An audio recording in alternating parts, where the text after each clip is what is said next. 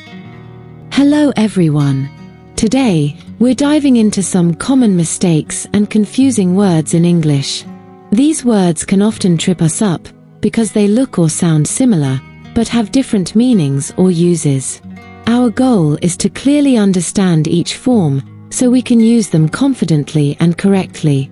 Pay close attention to the spelling, meanings, and examples, and let's see how well you can use these words by the end of the presentation.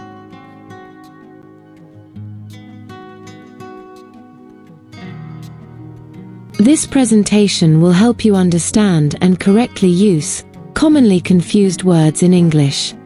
Focus on each example and pay close attention to the explanations and examples provided.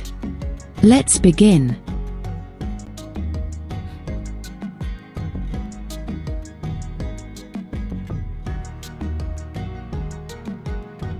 Review the spelling and meaning of each form. Focus on understanding how they differ in usage and pronunciation. Historic, historical.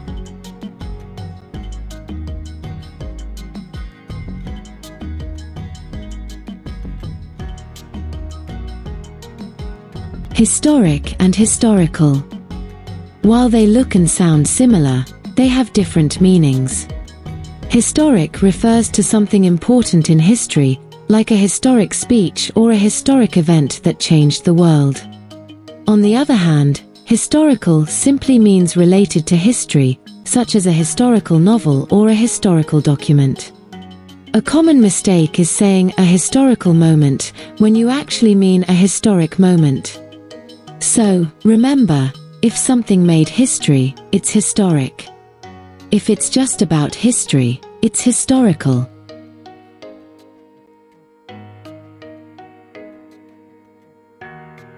Read each example sentence carefully, paying attention to the context.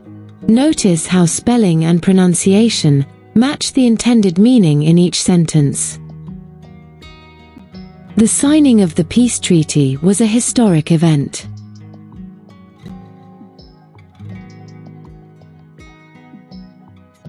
Vivian loves reading historical novels set in medieval times.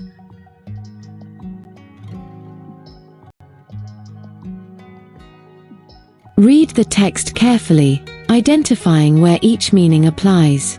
Focus on how each form fits within the overall context to convey its meaning. London is home to many historic landmarks that have shaped the world. One of the most historic moments in British history was the signing of the Magna Carta in 1215, which influenced modern democracy. Tourists visiting the city often explore the Tower of London, a historic fortress that has stood for centuries. In addition to these sites, London has numerous museums filled with historical artifacts. The British Museum, for example, displays historical documents, ancient sculptures, and artifacts from different civilizations. Many of these historical objects tell stories of past societies, wars, and discoveries.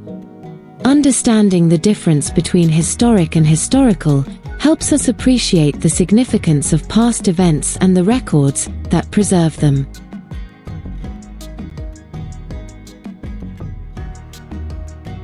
Answer each true or false question based on the meanings and examples you reviewed. This will help reinforce your understanding of each form and its correct usage. 1. The word historic is used to describe something significant in history. 2. A historical novel is a book that describes important world-changing events. 3. A historical event does not need to be important, it just needs to be something that happened in the past. 4. A historic building refers to any old structure, even if it has no significance. 5. Historians study historical records to learn about past civilizations. 6. Museums contain historic artifacts from different cultures.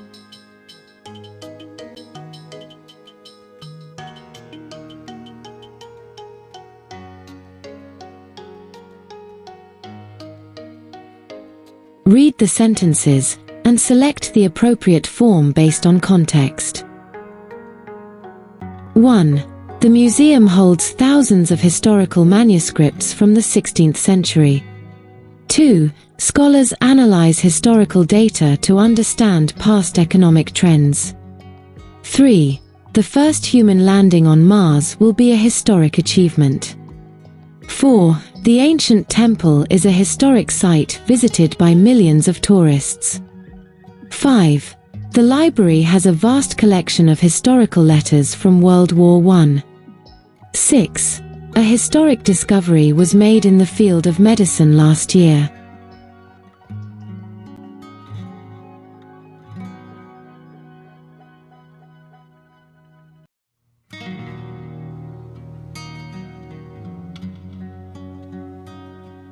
Let's proceed.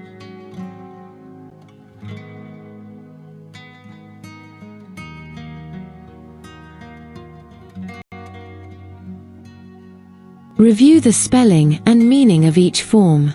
Focus on understanding how they differ in usage and pronunciation. Bear, bear.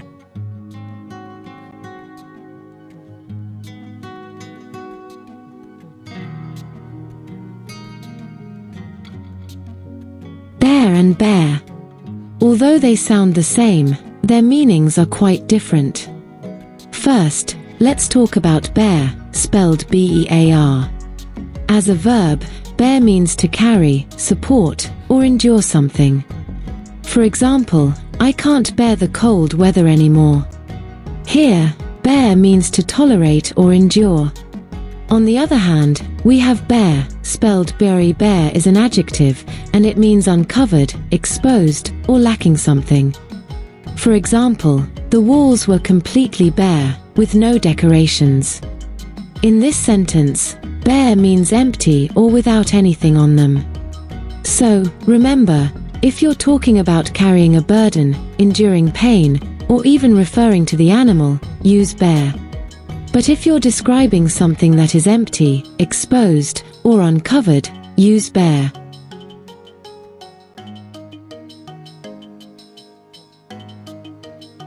Read each example sentence carefully, paying attention to the context.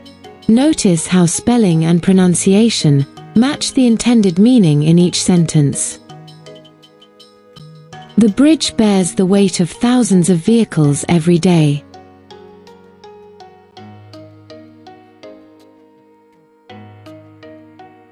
His feet were bare because he forgot to bring his shoes.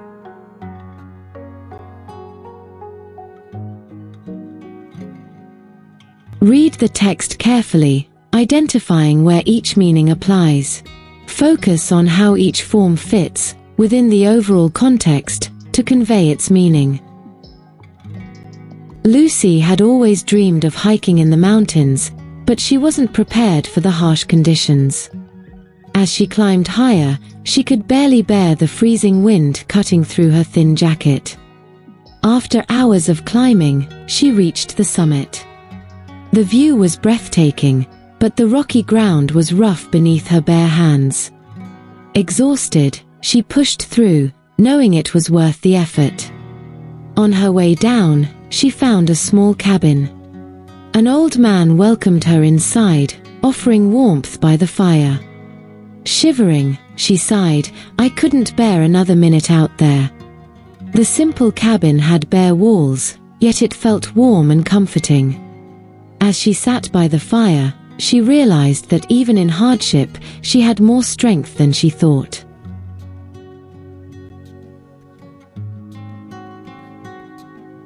Answer each true or false question, based on the meanings and examples you reviewed. This will help reinforce your understanding of each form and its correct usage. 1. She couldn't bear the pain any longer means she was holding a physical object. 2. Bear can be used as a verb meaning to tolerate something. 3. He decided to bear the weight of the decision alone means he accepted the responsibility. 4. If a tree has lost all its leaves in winter, it is considered bare. 5.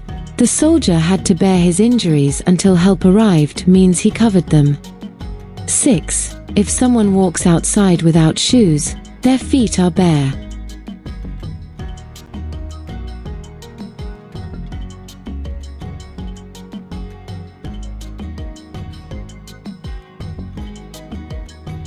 Read the sentences and select the appropriate form based on context. 1. Grace walked on the bare floor without any slippers. 2. His arms were bare because he forgot his jacket. 3. You must bear in mind that this project requires patience. 4. The table was completely bare, with no decorations on it. 5. Emilia had to bear the pressure of being the team leader. 6. The weight was too heavy for her to bear alone.